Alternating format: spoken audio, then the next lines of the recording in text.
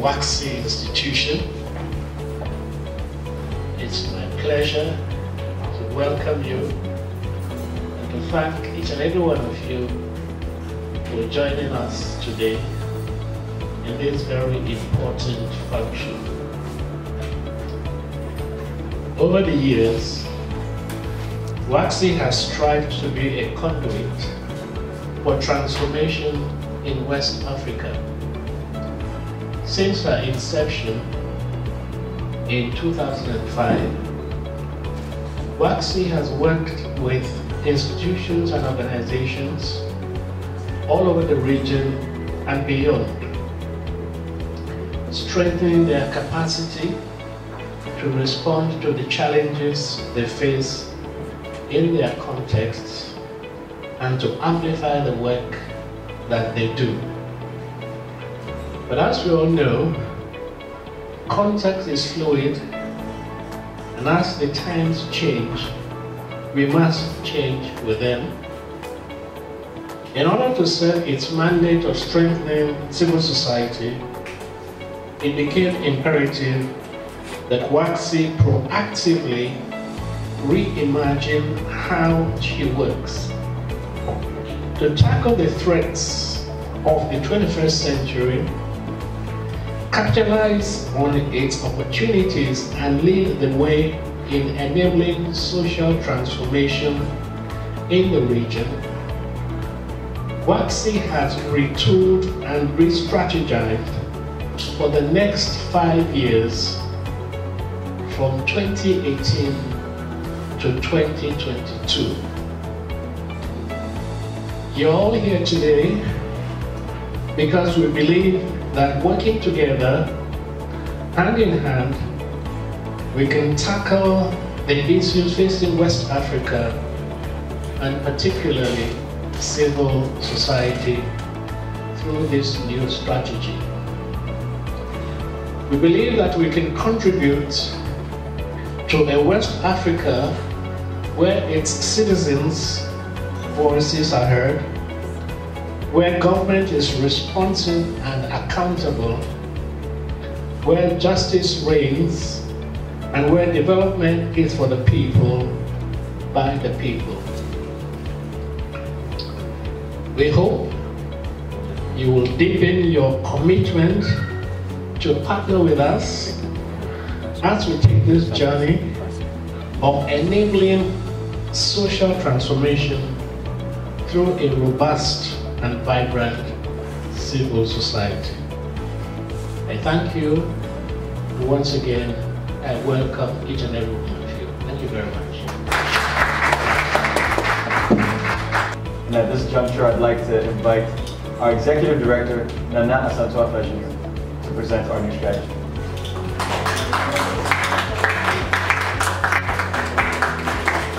Thank you very much, sir.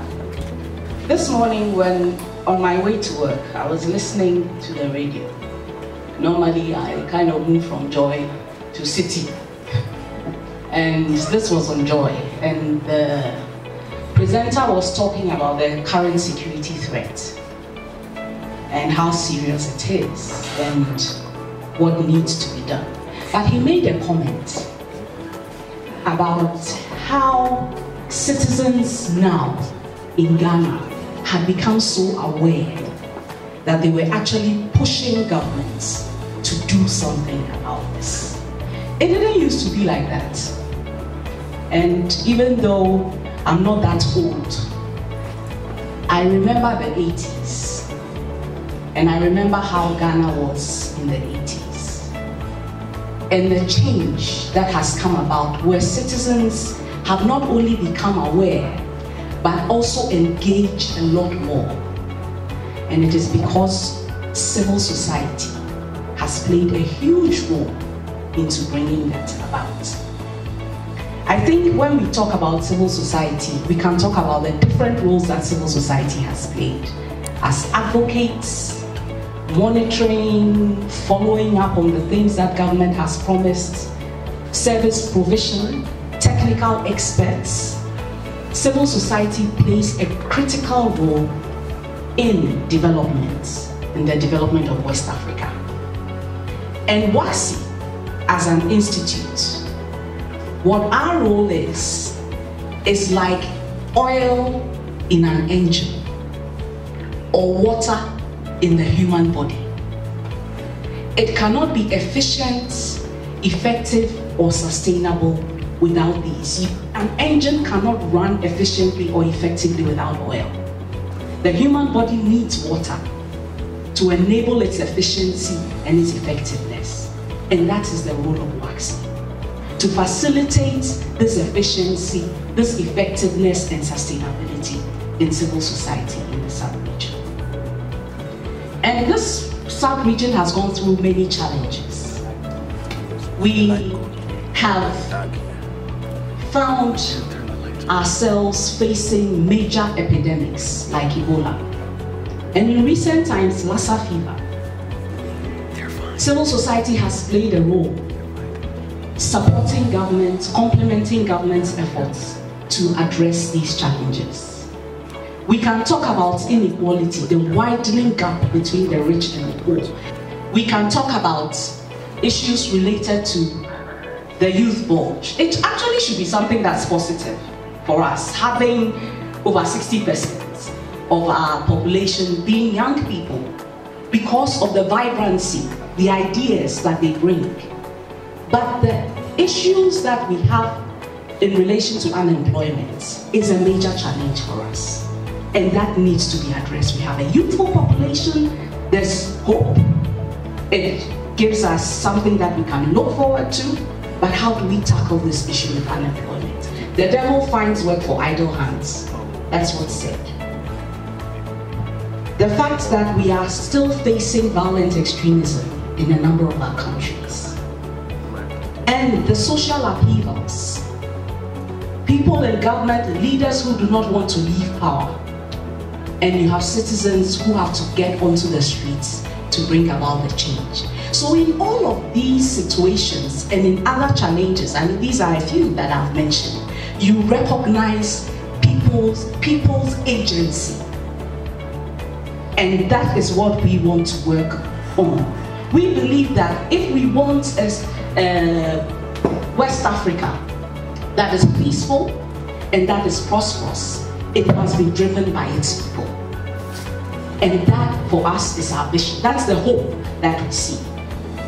But these people, civil society, must be responsive, they must be collaborative, working with each other. It must be representative of the different constituencies that we have within civil society. It must be resilient to face the challenges, and we must be able to influence to bring about that change. And WACSI's role here is to strengthen civil society to enable this to happen. Strengthen it through knowledge sharing, strengthen it through learning, connecting the different groups, the disparate groups, and also influencing. This is how we intend to do this. And as we do this, what kind of standards are we going to hold ourselves up to ourselves? What are the values that will drive us? We have to reflect this ourselves. We want a robust and vibrant civil society. WACSI has to be robust and vibrant. We must reflect what it is that we want to see in civil society. We are a diverse organization. West Africa is diverse. I mean, our board is made up of members from Ghana, Nigeria, Guinea, Cote d'Ivoire, Benin. We have staff from Burkina Faso, Senegal, Togo, Cote d'Ivoire, different countries, Nigeria. That is who we are. We represent West Africa. Currently, we have interns from Cameroon, Guinea-Bissau, and Guinea. So we represent the region that we work in and the constituency that we serve. Excellence, we say, is our minimum standard. That is how we roll. That is what we do. We believe in excellence in everything that we do. We also believe in ethics, ethical standards when it comes to dealing with each other and with others, with our partners, with our collaborators. And collaboration for us is key because we cannot do this alone. We partner with different groups to enable this to happen. And of course, non-discrimination is important as well, because we believe that everybody brings some value to the table, and it is important to recognize that and respect that. If we are talking about a people-driven West Africa, development in West Africa, we cannot but be people-centered ourselves. So our people for us are number one priority. And of course, we want to create an environment that engenders innovation, that brings up new ideas that we can work with. We are not afraid to tackle the new things. We are not afraid to push the envelope and try out the new things. So I'm sure you're wondering by now, so what's new? What is it that this strategy is bringing that you have not been doing already? One of the things is that we are going to reach out to smaller, rural, and less resourced organizations. Now, we are not going to do this by going to them directly, because there are organizations, national organizations that we're already working with that have the reach and can do this. And we ourselves do not have the capacity to reach out because we are working in all of West Africa. What we are going to do is to use methods, tools, strategies to reach these different groups through trainer of trainers, innovative e-learning approaches, touching what we call impact nodes. So that like you have a stone that drops into water and you have the ripples reaching outward. We will touch those nodes, those apex organizations that have members that are widespread. And we would work with them, the different networks, for them to reach out with the kind of services, the kind of capacity strengthening that they need. And so this strategic cycle is going to see a lot more of that. Now, as I spoke earlier, I talked about the different social upheavals and the fact that you had citizens who were engaging a lot more. In a number of our countries, you see social movements. You can talk about Burkina Faso, you can talk about what happened in Senegal. Currently, we are looking at Togo. Gambia, recently, you saw what happened. Citizens are engaging a lot more. Even in Ghana, we now have Occupy Ghana. You had Occupy Nigeria. These are not groups, these are social movements. These are not groups that have been formed, as institutions. But they are doing great work in bringing about change. How do we engage with these groups? How do they connect with others? Because you see, social movements have a purpose. There's an issue they are dealing with, they come in to deal with that issue, and they move on. How do you continue and sustain the changes that they bring? It's important then to engage those more permanent institutions, but that connection should be made, and we want to be able to facilitate that. We want to be working a lot more with other organizations in addition to NGOs. So trade unions, professional organizations, faith-based organizations, we will be looking at reaching out a lot more to these different groups. And then, of course, as we speak, the private sector is a key partner when it comes to our development.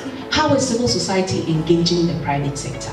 How do we break down those walls of suspicion and connect and collaborate and learn from each other and use that knowledge to have greater impact? That is something that WACSI wants to facilitate. That is a role that we want to play, working with others to get the private sector engaged as key partners. We have 4 themes that we are going to focus on mainly in this strategic cycle. And on the theme of technology and development, I just want to read a quote. This is from a book written by Professor Klaus Schwab. He was the one who's instituted the World Economic Forum. So This is what he says. Of the many diverse and fascinating challenges we face today, the most intense and important is how to understand and shape the new technology revolution, which entails nothing less than a transformation of humankind. We are at the beginning of a revolution that is fundamentally changing the way we live, work, and relate to one another. In its scale, scope, and complexity, what I consider to be the fourth industrial revolution is unlike anything humankind has experienced before. We are in the fourth industrial revolution.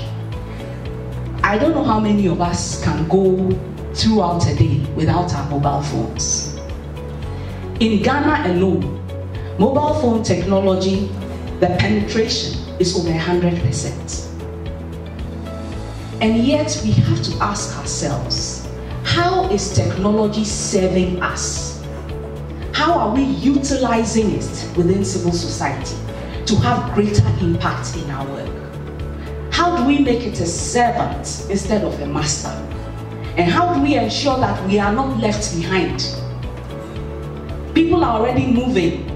Artificial intelligence, robotics, and all of that. We are nowhere near there, but how do we make sure that we look at our own context and use technology in a way that benefits us and our development?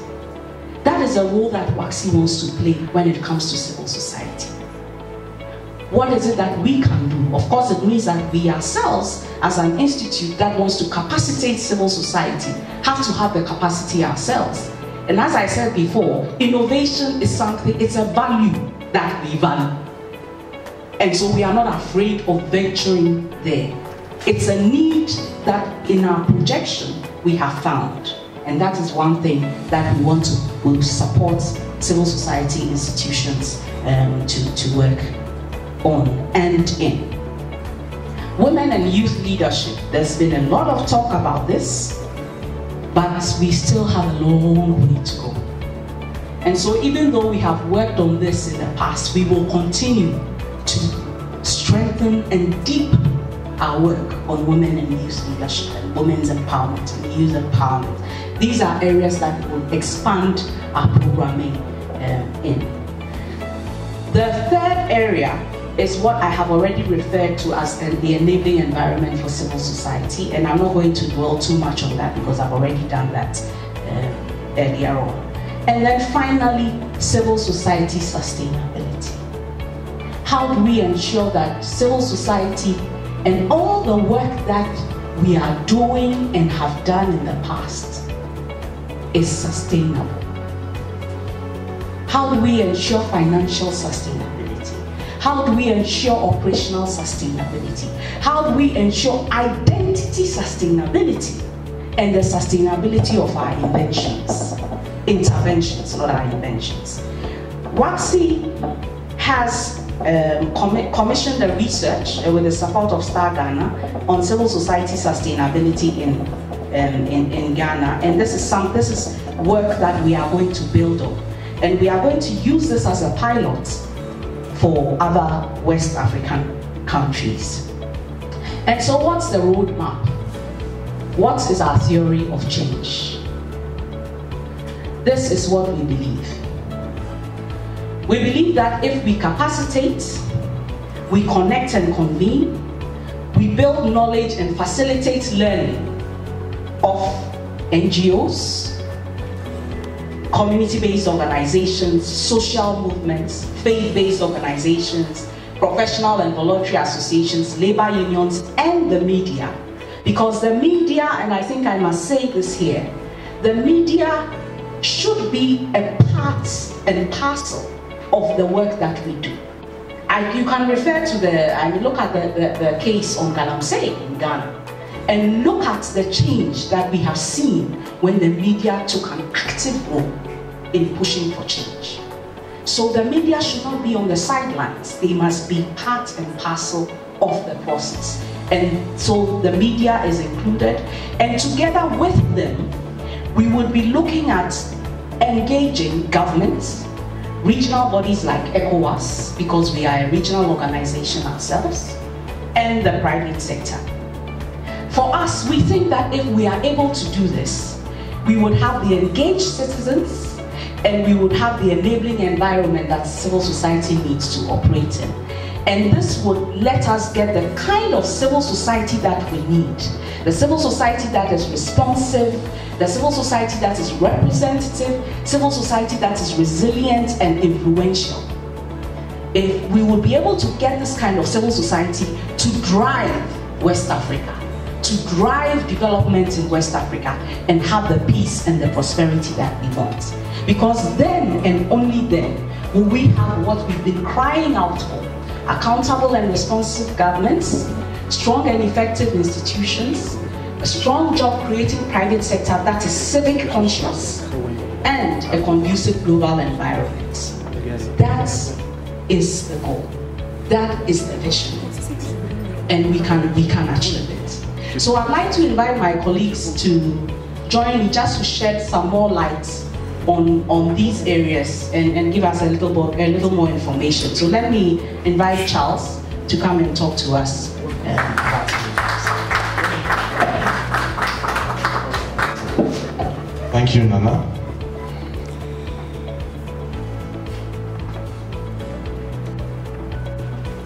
Good morning. Exciting times. So we've been doing this work for 11 years in the region. We've been providing capacity building support, and some of what we've been doing, Nana has really articulated very beautifully. And we've done direct engagement in 11 countries in West Africa.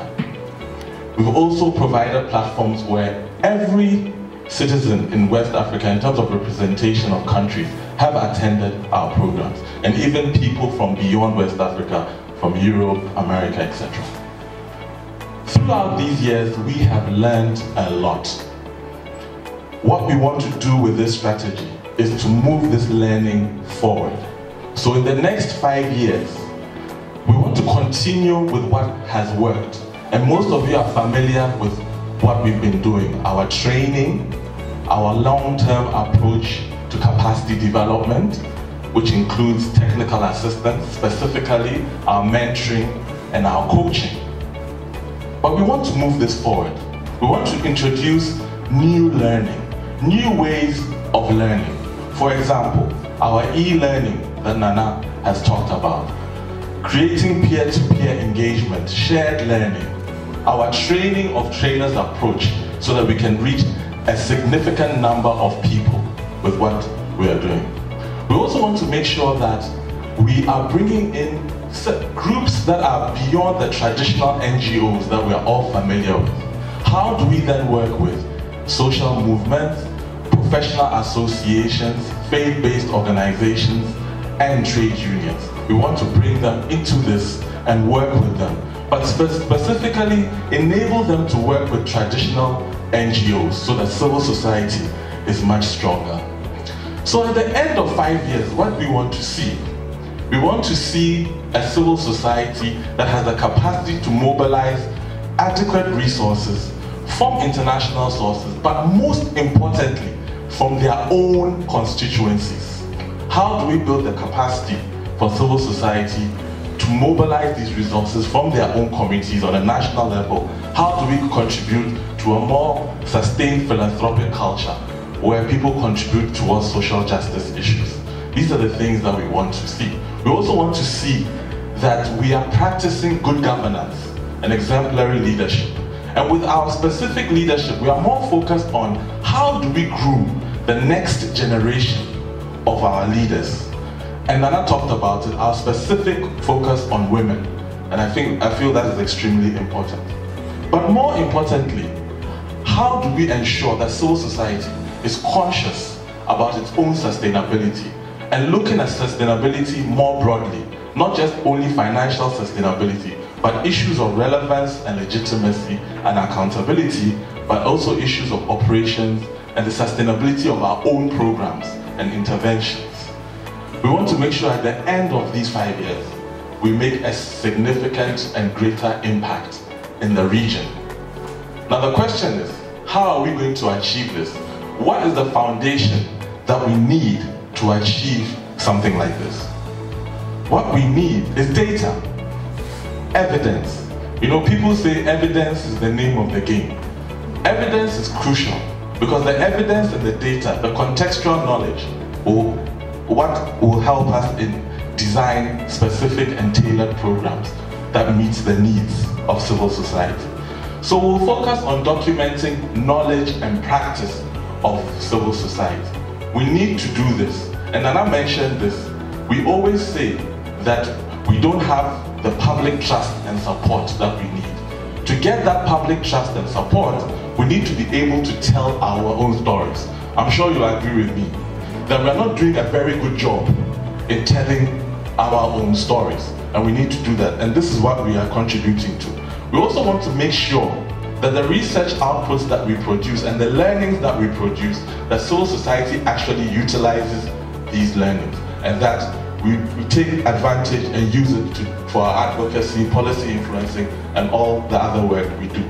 So in order to achieve our knowledge management strategy, we want to make sure that we position WACSI as a research hub on issues affecting civil society broadly, and also make sure that we are also a documentation hub, information exchange hub, and also thought leadership on issues that affect civil society much more broadly.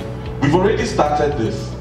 This year, we invested significant resources in developing a regional civil society directory, and we have made strides, and the directory is actually up and running, csowestafrica.org. We are still in the process of populating this directory that captures all the ECOWAS countries, and I believe plus Cameroon and Chad, if I'm not mistaken.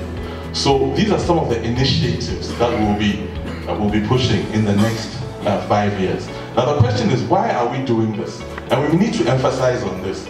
We are doing this because we hope with all these things that we are trying to contribute to, it will lead to a civil society that is more responsive, more representative, more collaborative, more resilient, and more influential. And at this juncture, I'd like to invite my colleague Omolara to really tell us and share with us how we're specifically going to enhance our influential capacity. Lara.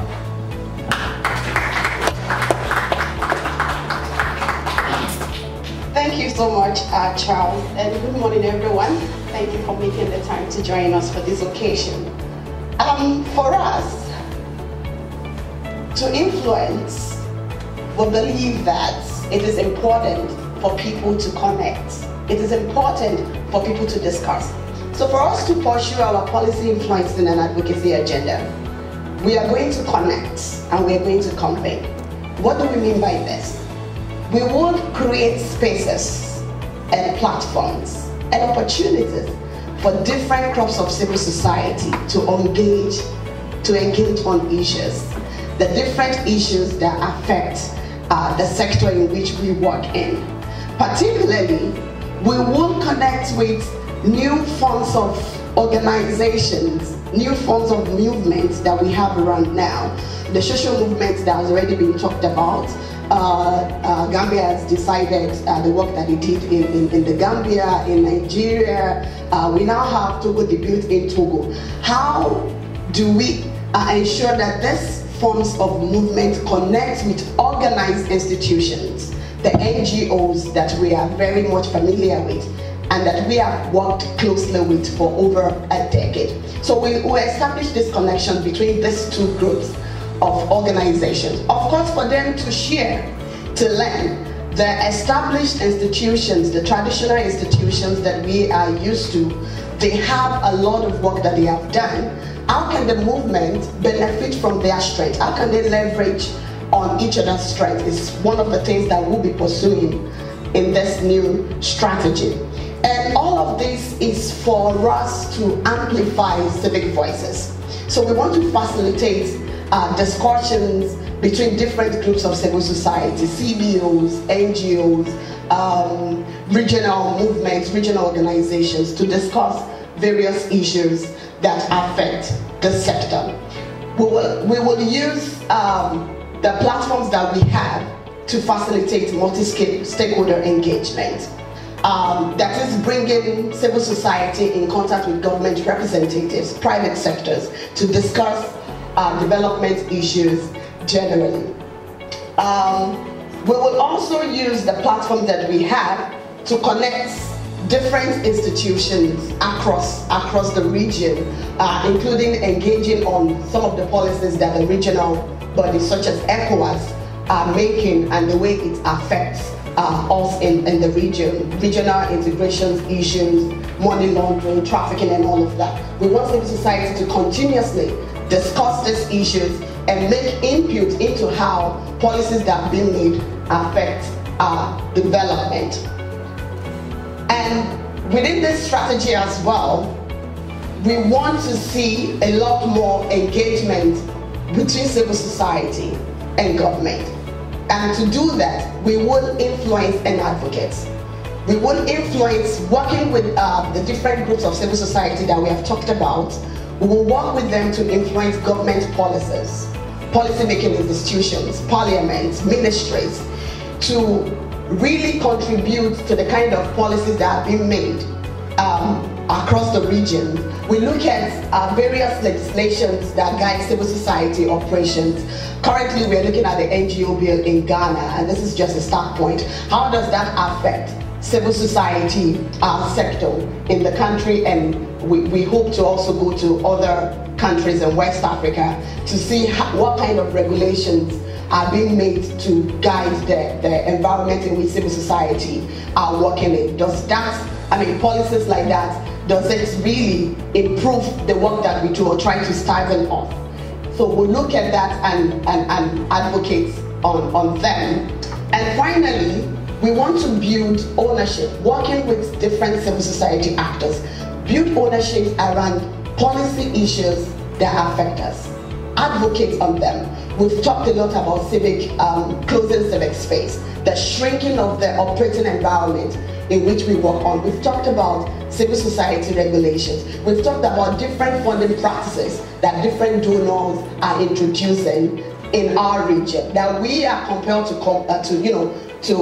work with, whether it's be it convenient or not. We want to influence this kind of policies and advocate for issues and policies that really will improve the work that we do.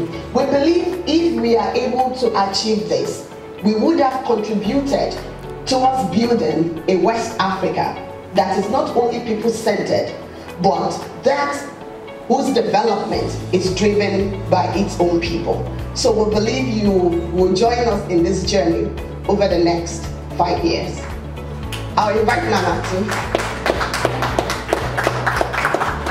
Thank you very much. I think the question is, so how are you going to resource this? The resource question. The president in Ghana now is talking about Ghana Beyond Aid. We have been thinking about that too. Civil society beyond aid. We want to decrease our dependency on donor funding. We will still, of course, have donors, work with the donor partners that we have, but we want to be able to reduce our dependency, and we are going to strive hard to do this. We will be looking at diversifying our resources. We will be looking at our sources of income. We will be looking at trying to increase internally generated funds. And let me use this opportunity to tell you that this conference, if you need a conference room for your meetings, this is available. Talk to us. We have a meeting room upstairs as well, a smaller one. It's available. We have interpretation equipment that we hire out. If you are having a conference and you need interpretation equipment, we hire out this interpretation equipment. And all those funds go into running the institution. It is, and we also would be looking at non-financial resources and looking at how we can work to increase that. Because when we do this, that is what will give us the kind of flexibility that we need to achieve the ambitions that we have. we have proclaimed here that we want to achieve. So that would be the plan that we have for resourcing our mission. Thank you very much. I don't know if there are any questions. Good morning. Just a quick one. I wanted Nana and the team to elaborate on the working with government and regional bodies a bit more, because I was a bit I wasn't clear what exactly is the objective here, and how are you going to do that? Thank you very much. The ECOWAS, in its vision 2020, ECOWAS in its vision 2020 has talked about moving ECOWAS from an ECOWAS of states to an ECOWAS of peoples. When we talk about regional economic communities in Africa, ECOWAS is one of the best when it comes to having the right policies and frameworks.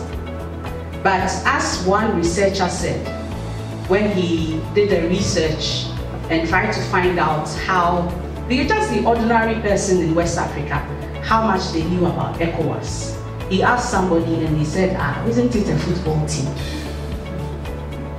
ECOWAS is not that known in the average lives of the West African. We are talking about civil society, we are talking about the people, we are talking about a people-driven development. That can only happen when the people have that connection with the regional policy frameworks, etc., that they are developing. And so within the ECOWAS Vision 2020, they have what you call the Community Strategic Framework. The Community Strategic Framework is supposed to have citizens being a key part of that. And we have been working with the Department of the Strategic Planning and other organizations such as the Center for Regional Integration to look at how do you ensure that West African citizens are actually part of this. It's not just another framework that we have, but how do we make those connections between what is happening at the national level and what is happening at the regional level. And so a practical example is, for example, the regional forums that is led in terms of its creation and establishment and development is being led by CREA, the Center for Regional Integration, to see how you can have all the different stakeholders, civil society, immigration, customs, and all the different groups that have some role to play when it comes to ECOWAS policies, meeting at the national level to have a discussion about these policies, so that there's some connection between what happens at the regional level and at the national level. So that's the role we will play. We will facilitate that. We have talked to ECOWAS about, okay, we have a CSF, the Community Strategic Framework. How do we ensure that many more people even know about it? How do we sensitize civil society about it? How do you let the organizations that are already working make this a key part of their programming and understand it? So these are some of the conversations that we will be facilitating and the convenings that we will be facilitating and coordinating. Thank you. Yes, my question is, so if I had to whittle it down to some component parts, it sounds like you want to be the center of excellence for building capacity of civil society in West Africa. And it sounds like you are particularly interested in being a data-driven or data-led. And so I'm curious to know, what are the indicators that you use to really measure capacity? Because that is a word that, it's a space now where people are increasingly trying to understand what that actually means, what does success in capacity building mean. So that's my first question. And my second question, in terms of women and youth, trying to understand, are they the target and beneficiaries, or are they like within, is it about giving them space within the organization itself? Just trying to understand the internal, external engagement with women and youth. Thank you. Very good question. I think sometimes when we hear the word capacity building, it's kind of like, oh, not again, or we're always talking about capacity building. But what we do is capacity building towards a certain purpose, right? And the measuring of capacity building, you have to look at it from a long-term view, but you also have to look at it from a context perspective. So when we're working with organizations, we try to understand the context in which they work, what they are doing themselves, where they want to go, and then work with them to try and get to where they want to get to. So we look at it from a case-by-case basis, so that we measure the milestones. The problem is that there's a lot of efforts and there's a lot of things that people are doing, and there's lots of improvement. But all these things have not been documented. And because they're not documented, these kind of questions that people ask about what the criteria is, whether they are actually capacitated, will continue to arise. So one of the things we are trying to commit to is actually documenting some of these stories. Sometimes success stories, which are nice, but also failure stories, which are also important, so that we can actually learn from them. And that's how we're going to work, on a case-by-case, looking at the context. And now specifically with the women and youth, it's a very important constituency if you look at the size, in terms of the youth size in the region. And women, it's important for us to focus on women, for women to become important and influential in these spaces. So yes, most of our leadership programs, we make sure that we try to get a very good representation, a mixed representation, and gender is extremely important to us. But also, beyond representation, also the content of the training and the design. There needs to be particular programs that are designed to support women's leadership. Because there are certain things that women face because of our social construction that are quite different from what men face. I mean, these are facts. Okay, we can go into that debate to take a long time, but these are facts if we're being honest with ourselves. Internally, as you can see, it's a very diverse organization, right? We have very, very strong ladies and strong men in the institution. And what we push most is, beyond everything, even though we're men and women, competence is the most important thing, right? And so we believe that as we are moving ahead and people can show exemplary leadership, that then will be replicated by those who come and join us, and even by our interns and those who come to our programs. We believe that we should be the example, and so that's what we strive to be. It's something we do deliberately. Deliberately, I must emphasize on that. Deliberately. Thank you. Hello, my name is Eunice. I'm from the World Bank. I just had one question, which is how are you going to keep your autonomy, and if you are funded by, I don't know who, and how can you remain the voice of the voiceless and not the voice of the funders? The fact that we have donor partners does not mean that we drive their agenda. What happens is that we have mutual objectives and work together with them to achieve those objectives. But it's an important question, because you do have what has been said, that he who pays the piper calls the tune. So to some extent, there is some restriction when it comes to how much you want to expand, how flexible you can be. For example, you can have a program that you think should be for about 4 years. And the funder you're working with says, hey, I mean, I'm only working on this for 2 years. And after 2 years, or they say, yeah, I'm working with it for 2 years. In 1 year, they change a board or something, and then they change their policy direction, and it affects you. So that is why, for this strategy, and within our programming, civil society sustainability programming, the issue of looking at ways to reduce our donor dependency is priority for us. It's not going to be easy, And I don't think any of us within civil society thinks that it's going to be easy, but it's achievable. It needs creativity. It needs learning from others who have been able to do it. And there are civil society. We need to learn from each other. Some of the amazing things that civil society organizations are doing to sustain the work that they are doing without necessarily having to depend so much on donors.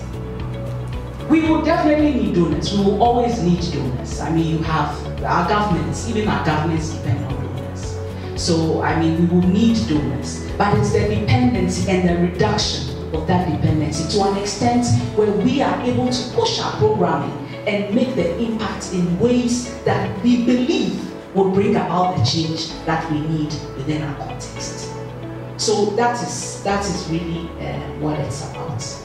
That's what it's about. Thank you. Thank you, Eunice. That was a great question. If nobody asked that question, I was going to ask myself, so I'm glad you brought it up.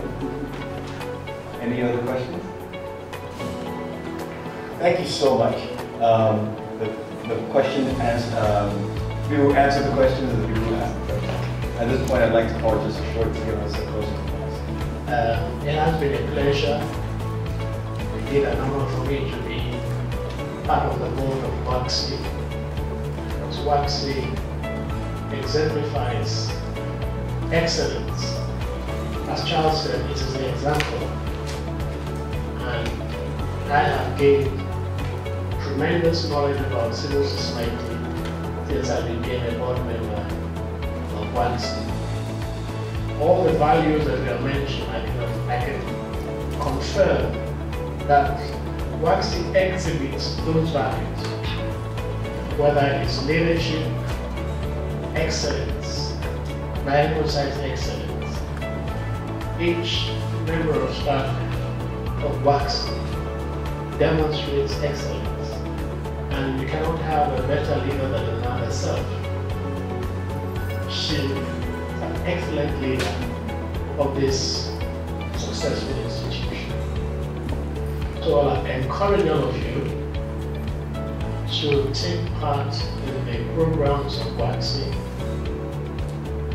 and I'm sure you will benefit immensely.